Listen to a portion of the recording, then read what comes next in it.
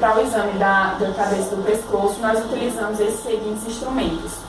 O otoscópio, para realizar o exame do ouvido, visualizar as estruturas do ouvido. A lanterna, nós utilizamos para uma melhor visualização das estruturas da cavidade bucal e para os olhos, para o nariz também. O abaixador de língua, para facilitar também a visualização das estruturas da cavidade bucal. Assim como a gaze, para melhor manusear a língua do paciente. E um par de luvas também nessa parte do exame, e você vai ter um contato com a mucosa do paciente, então você precisa usar as luvas. Senhor Lucas? Boa tarde, doutora. Boa tarde. Boa tarde. Bom, eu vi pelas suas queixas que vai ser necessário realizar o exame da cabeça e do pescoço. Essa aqui é uma estudante de medicina. Eu gostaria de pedir a sua autorização para que ela acompanhe o nosso exame. Tudo bem? Tudo bem. Eu gostaria que o senhor sentasse aqui, por favor, na maca. Vou só lavar as mãos para a gente começar a realizar o exame, certo? Tá bom. Na cabeça e do pescoço, nós dividimos a cabeça em crânio e face, através do traçado de uma linha imaginária acima do supercílio do paciente. A gente traça por trás da orelha até a região occipital. Em relação ao crânio, nós podemos observar anormalidades quanto ao tamanho. Quais seriam essas anormalidades? Macrocefalia, microcefalia. Exatamente. A microcefalia seria a diminuição, o tamanho anormalmente diminuído do crânio, e a macrocefalia seria um crânio acima do tamanho normal, que no caso a principal causa de macrocefalia é a hidrocefalia. Então, depois de avaliar o tamanho, nós avaliamos o formato do crânio. E esse formato, avaliamos se tem alguma alteração do formato decorrente de traumas ou do fechamento precoce das estruturas do crânio, que é chamado de crânioestenose. Outro ponto que deve ser avaliado é a posição da cabeça em relação ao restante do corpo.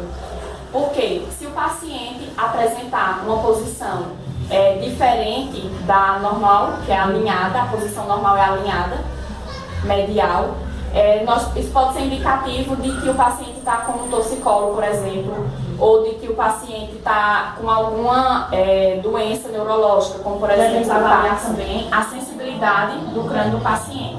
Então, nós palpamos em busca de pontos dolorosos, todas as regiões do couro cabeludo.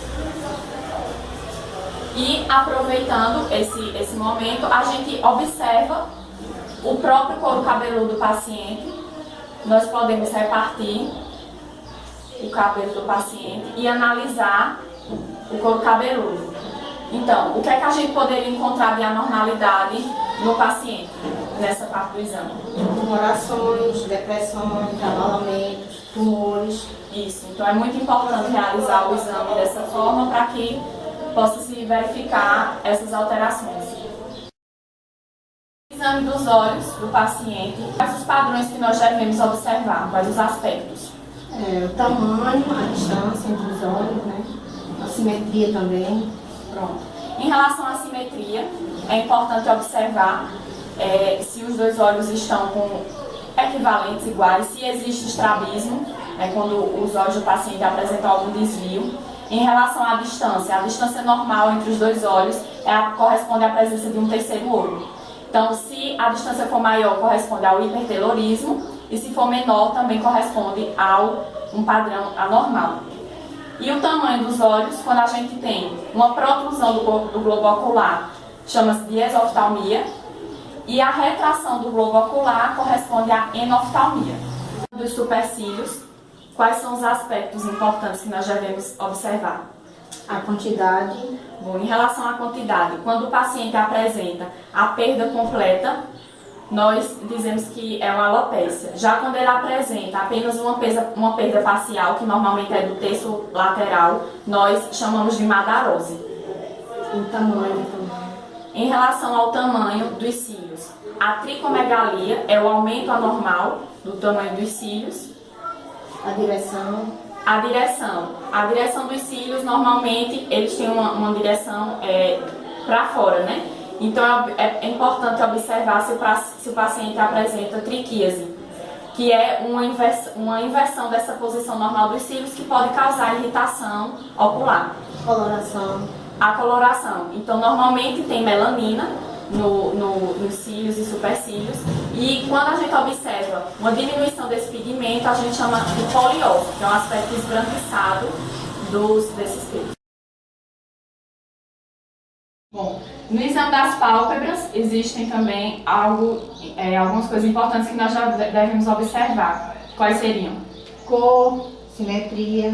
Bom, em relação à cor, a gente pode observar uma hiperemia da pálpebra, em aspectos inflamatórios principalmente.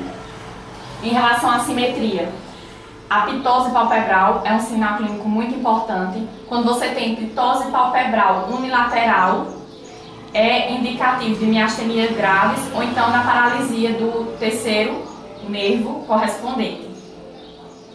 Em relação à retração palpebral, é importante observar para não confundir a retração palpebral com a exoftalmia, que são coisas diferentes, apesar do paciente apresentar o mesmo aspecto. Nós devemos observar principalmente a questão da fenda palpebral, se ela apresenta uma abertura e um tamanho equivalente nos dois olhos.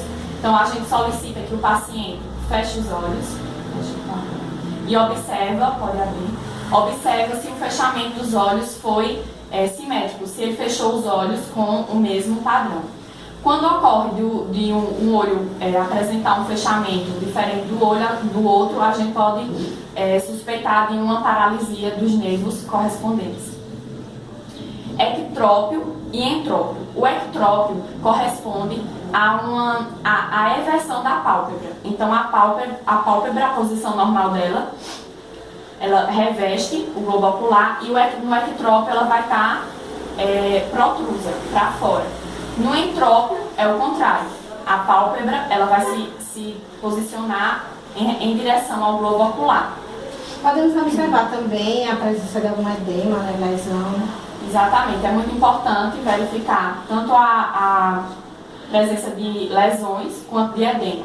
Então, para avaliar o edema, a gente pode, ao observar o paciente, perceber um edema quando ele é normalmente de grande volume, a gente já observa só na inspeção. E quando não é possível, nós utilizamos a técnica do pinçamento das pálpebras.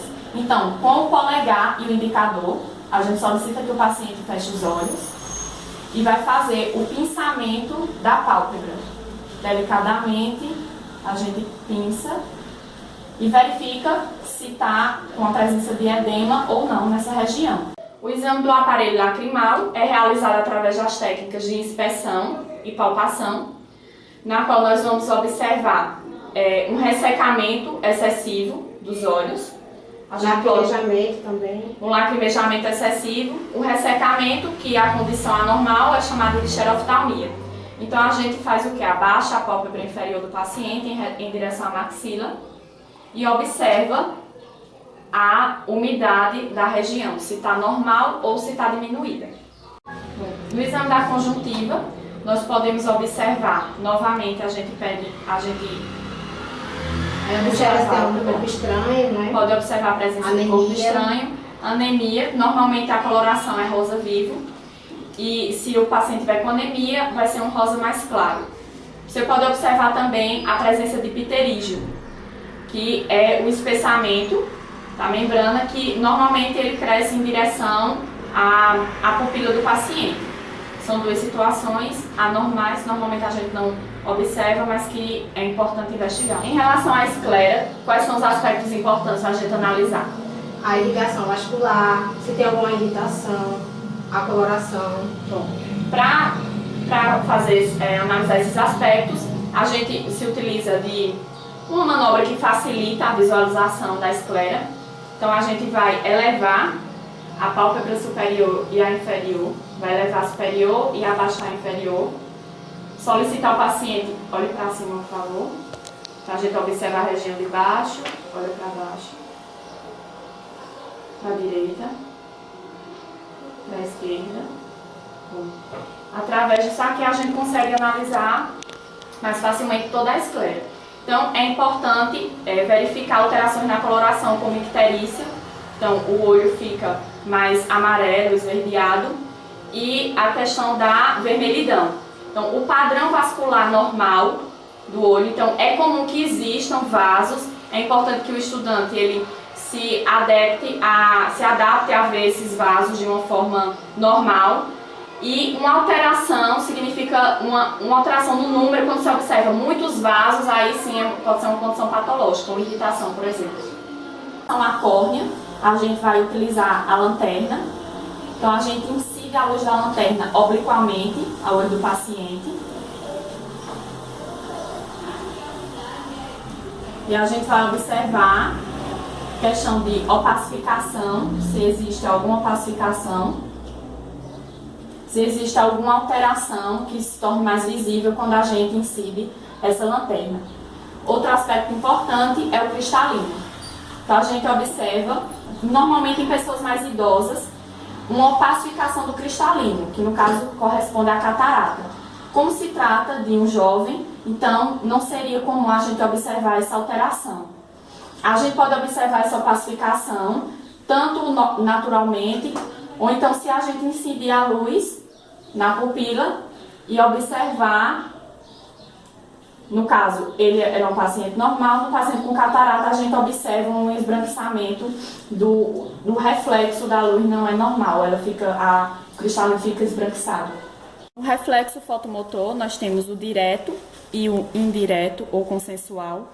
Para analisar o reflexo fotomotor direto, nós observamos o olho que está sob incidência direta da fonte luminosa. Vai haver a contração dessa pupila. E para analisar o reflexo fotomotor indireto ou consensual, nós observamos o olho sobre o qual não está sendo incidida diretamente a fonte luminosa. Observa-se que esse olho também vai contrair, a pupila do olho também vai contrair.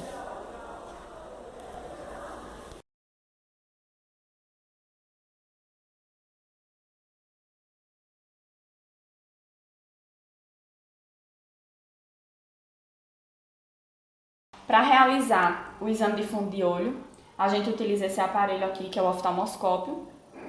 Então, a gente solicita ao paciente que olhe, que os olhares estejam alinhados do médico e do paciente. Você vai incidir obliquamente. Antes disso, pede ao paciente que olhe fixamente para um ponto posterior a você. Os olhos são equivalentes, olho direito com olho direito. Você incide obliquamente.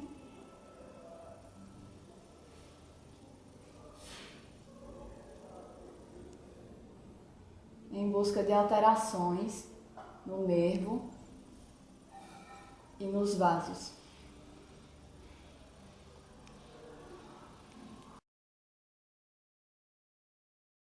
Das orelhas, o que é importante o que é que a gente pode verificar através da palpação? A sensibilidade dolorosa. Pronto, é importante que a gente faça manobras, que a gente comprima determinados pontos, que se o paciente referir dor, será indicativo de alguma patologia. Então a gente comprime aqui o tragus, a região mastoidea e a região retroauricular. Se o paciente referir dor na compressão do tragus, é um indicativo de otite externa.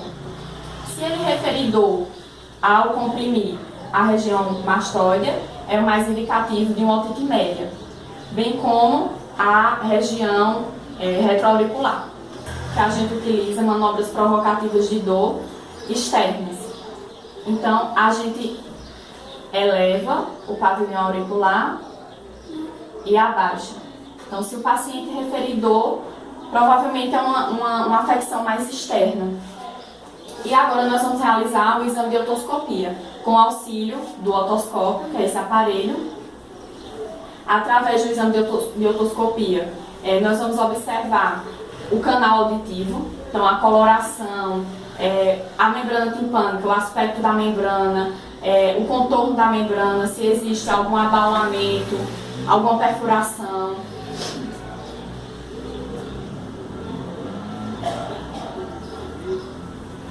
Então, a manobra, a gente faz uma manobra para poder inserir mais facilmente, eleva para cima e para trás, coloca delicadamente o otoscópio e procura analisar os aspectos que eu referi.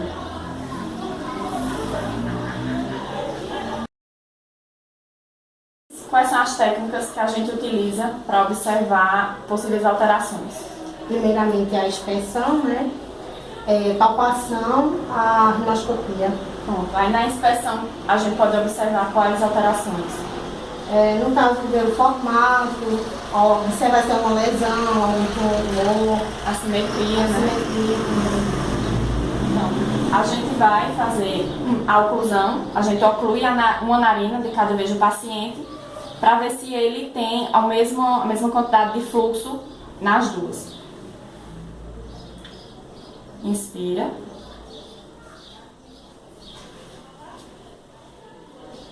Inspira. Depois, a gente vai pedir para o paciente estender um pouco a cabeça, facilitar a visualização. A gente ergue um pouco a ponta do nariz e incide o feixe luminoso para observar as narinas e o septo nasal. Então, nas narinas a gente observa as vibriças, que são os pelos, observa a mucosa, observa a posição do septo. Normalmente o septo está numa posição medial, então desvios não são normais. Pode observar também a presença de pólipos, secreções, obstruções, corpos estranhos. Pronto. A palpação do nariz, o que é que a gente pode observar? A sensibilidade dolorosa. Isso, então a gente vai palpar toda a estrutura do nariz em busca de algum ponto doloroso. É importante também verificar durante a palpação se existe algum desequilíbrio do arcabouço do nariz, que pode ser decorrente de um trauma, algum desnivelamento. No exame dos seios paranasais, a gente vai em busca de alguma alteração referente à sensibilidade. Então a palpação é feita de baixo para cima, então os seios maxilares, a gente pergunta ao paciente se ele está sentindo dor, os seus frontais. Se o paciente referir dor, uma possível causa, que é bastante comum, é a sinusite, que é a instalação de um processo infeccioso nos seios paranasais. Da boca e da cavidade bucal, é importante cobrir a maior área possível. Se o paciente utilizar prótese dentária, pedir que ele retire e fazer com que a língua do paciente fique o mais relaxada possível, para facilitar o exame. Primeiro é analisar os lábios, né? Isso, a gente começa pelos lábios, então a gente vai fazer a palpação em busca de algumas alterações, edema. Observar a cor também. A coloração é importante, se está eritematoso, se está cianótico, pálido, se tem alguma lesão visível assim externamente. Importante verificar ressecamento, né, presença da queilite angular, que é uma inflamação do ângulo da boca. Para analisar os dentes do paciente, a gente solicita que ele abra a boca. É importante que a gente verifique cada dente do paciente em busca de alguma alteração, de algum trauma, o estado de conservação dos dentes, o esmalte. Posteriormente, vamos examinar as gengivas. Então, é importante que a gente verifique bem. No caso, coloração. A coloração, presença de lesões, que é muito comum, aftas nessa região, leucoplasias, que são manchas esbranquiçadas. Continuando na gengiva, as bochechas, a gente examina também a parte interna. E agora a gente vai passar para o exame da língua. A gente vai fazer primeiramente a inspeção estática. Então solicita que o paciente abra a boca e coloque a língua para fora, por favor. Pronto. A gente vai observar se a língua fica no estado de repouso relativo ou se ela apresenta desvios bruscos, que é um indicativo de uma anormalidade. Então, depois a gente vai pedir para ele fazer colocar a língua em determinadas posições. Coloca a língua no céu da boca, por favor. Para fora. Em repouso. Pronto. No caso, avalia também textura, a coloração. Coloração, a textura, o formato, se existe alguma lesão aparente. Posteriormente, a gente agora vai analisar a cavidade bucal, a parte mais posterior. E agora a gente vai fazer com o auxílio de uma fonte luminosa e do abaixador de língua, a gente observa a parte mais posterior. É importante colocar o abaixador de língua nos 2 terços anteriores, sem ultrapassar, para não despertar no paciente a ânsia de vômito muito intensa. Abra a boca, por favor. Então, a gente observa o palato duro, o formato do palato é importante. Observar se tem alguma lesão, se tem alguma mancha eritematosa, se tem algum indício de infecção. Então, a gente abaixa a língua do paciente. Observa parte posterior, úvula, Quando o paciente pronuncia a gente consegue observar até a parte posterior da orofaringe porque acontece uma abertura. Vê se tem hiperemia, vê se tem sinal de infecção bacteriana, placa. No exame da faringe, nós solicitamos que o paciente abra a boca, por favor. Com o auxílio do abaixador de língua e da fonte luminosa, nós solicitamos que ele diga E através disso nós vamos observar diversas estruturas, como os pilares anterior e posterior, as tonsilas, a úvula, o palato mole e a faringe posterior. Sempre em busca de alguma lesão, principalmente nas tonsilas, que são foco de infecção bacteriana. E uma afecção muito comum dessa região é a faringoamidalite, onde você observa a presença de placas purulentas, hiperemia e hipertrofia das tonsilas.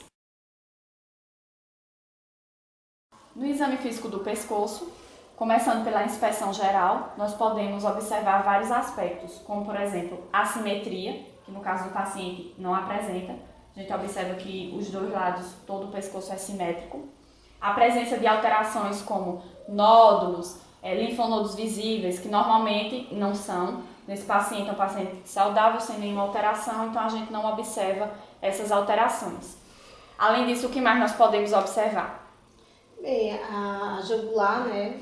Isso, a turgência jugular, no caso se o paciente tiver algum estase. Bom, através da anatomia, nós podemos localizar a traqueia e verificar se existe algum desvio ou alguma anormalidade na sua estrutura. Bom, após analisar a traqueia, nós vamos agora palpar a glândula tireoide. Vamos realizar a abordagem posterior, na qual o médico fica localizado atrás do paciente. Os pontos de referência anatômicos são, primeiramente, deve-se localizar a proeminência laríngea, conhecida como pomo de Adão. Um pouco mais abaixo nós percebemos a existência da membrana e descendo um pouco mais nós vamos localizar o istmo da glândula tireoide. Os polegares devem ficar próximos e apoiados no dorso do paciente, na coluna cervical, e a palpação será feita com os demais dedos, sobretudo com o indicador. Então você vai realizar a palpação em busca de nódulos, alterações na consistência, na borda da glândula. Você pode pedir para o paciente que ele engula a saliva. Engula, por favor. Esse movimento faz com que a glândula tireoide suba, se eleve e você sente melhor. Mais uma vez.